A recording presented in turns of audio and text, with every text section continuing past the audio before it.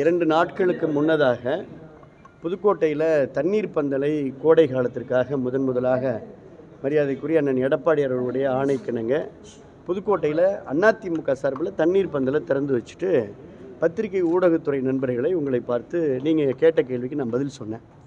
அதில் நான் சொன்ன முதல் பாயிண்ட் தமிழ்நாடு முழுக்க வெப்ப அலை வீசுகிறது, உச்சி வெயில் மண்டையை பிளக்கக்கூடிய அளவிற்கு கடுமையாக இருக்குது, ஸ்ட்ரோக் வந்துடும், இது அரசாங்கம் சரியான கைட்லைன்ஸ் கொடுக்கல அப்படின்னு நான் முதல் குற்றச்சாட்டை வச்சேன். அன்று மாலையே மாண்புமிகு முதலமைச்சர் அவர்கள் அரசு அதிகாரிகளோடு அவர் மீட்டிங் நடத்தி கைட்லைன்ஸை வெளியிட்டார். இந்த வெப்ப காலங்களில் கோடை காலத்தில் பொதுமக்கள் எப்படி பாதுகாப்பாக இருக்கணும் அப்படின்னு அவர் கைட்லைன்ஸ் வெளியிட்டார். அது ஒரு நல்ல விஷயமாக நான் பார்க்குறேன். அன்றைக்கே நான் இன்னொரு குற்றச்சாட்டை வைத்தேன். நீங்கள் தான் கொஸ்டின் கேட்டீங்க, சுகாதாரத்துறை செயல்படுகிறதான்னு கேட்டேன். நான் சொன்னேன் இதுவும் சுகாதாரத்துறை கீழே தான் வருது. வெயிலில் பிளென்டி ஆஃப் வாட்டர்ஸ், தண்ணி அதிகமாக குடிக்கணும், மோர் குடிக்கணும். டீஹைட்ரேஷன் ஆயிரும். டீஹைட்ரேஷன் ஆனால் அவங்களுக்கு ரொம்ப வயதானவர்களுக்கெல்லாம் பாதிப்பு ஏற்படும்னு சொன்னேன். உடனே சுகாதாரத்துறை சென்னையில் மீட்டிங் நடத்தி, பொது சுகாதாரத்துறை இயக்குனர் டாக்டர் செல்வநாயகம் மீட்டிங் நடத்தியிருக்காரு. மீட்டிங் நடத்தி தமிழ்நாடு முழுக்க 1000 இடங்களில் டீஹைட்ரேஷனை போக்குறதுக்கு ஓஆர்எஸ் கரைசல் அரசு சார்பில் வழங்கப்படும் சொன்னார். நான் அதை வரவேற்கிறேன். அதுக்கு அது ஒரு நல்ல விஷயம். நம்ம சொன்னோம் உடனே. அப்போ நான் ஒரு எதிர்க்கட்சியுடைய சட்டமன்ற உறுப்பினர், மக்களுடைய கருத்தை நான் ஒழிக்கணுமா வேண்டாமா? இப்போ இந்த மாவட்டத்தில் 6 சட்டமன்ற உறுப்பினர் இருக்கிறாங்க, நான் ஒரு ஆள் தான் எதிர்க்கட்சி சட்டமன்ற உறுப்பினர். அப்போ எதிர்க்கட்சி சட்டமன்ற உறுப்பினர் என்ற முறையில் இந்த மாவட்டத்தோட பிரச்சனையை நான் ஓங்கி குரல் கொடுக்கணும். அதான் என் கடமை. அதுக்கு தான் எனக்கு மக்கள், நான் 1800 ஓட்டில் ஜெயிக்கல, சட்டத்துறை அமைச்சர் மாதிரி 24,000 25,000 வாக்குகள் வித்தியாசத்தில் நான் ஜெயிச்சிருக்கிறேன். அப்போ எனக்கு நம்ம இந்த மக்களுக்காக நான் ஓங்கி ஒழிக்கணும். புதுக்கோட்டையில் 15 நாளைக்கு ஒரு தடவை தான் தண்ணி வருது. அப்போ நான் என்ன சொன்னேன், வார்த்தைகளை ரொம்ப கண்ணியமாக சொன்னேன். நான் அரசியலில் தடுமாறாத ஆள், அரசியலில் தடமும் மாறாத ஆள், அரசியல் தடம் மாறாத ஆள், அரசியலில் தடுமாறாத ஆள்.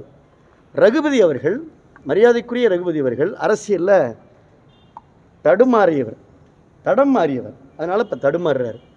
நேற்று அவர் அதிமுகவில் இருந்தார், இன்றைக்கி திமுகவில் இருக்கார். நாளைக்கு எந்த கட்சியில் இருப்பார்னு எனக்கு தெரியாது.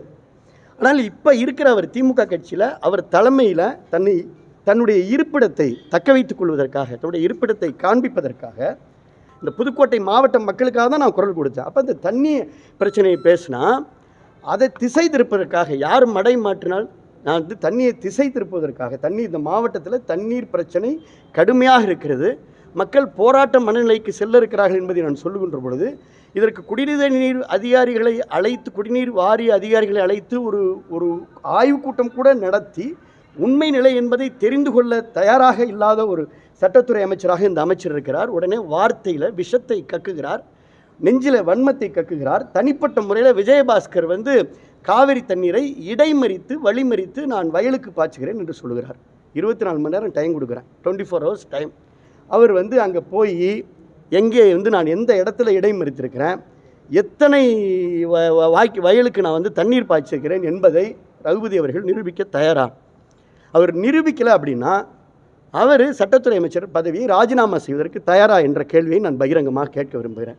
நான் மீண்டும் சொல்கிறேன், நான் அரசியலில் எவ்வளோ சோதனை வந்தாலும் தடமாறாமல் இருக்கிறேன், தடுமாறாமல் வார்த்தைகளை பயன்படுத்துகிறேன். அவர் அரசியலில் தன்னுடைய சுய லாபத்திற்காக பலமுறை அவர் தடுமாறியவர், பலமுறை அவர் தடம் மாறியவர்.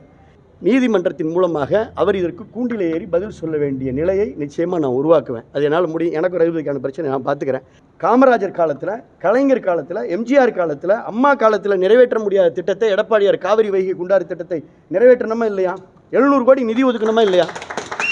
இன்றைக்கி 6 வெட்டப்பட்டு கொண்டிருக்கிறதா இல்லையா? கால்வாய் போடப்பட்டு கொண்டிருக்கிறதா இல்லையா? அதை இந்த 3 பட்ஜெட்டில், திமுக பட்ஜெட்டில் எத்தனை கோடி பணம் ஒதுக்கி, ₹1 பணம் ஒதுக்கியிருக்காங்களா?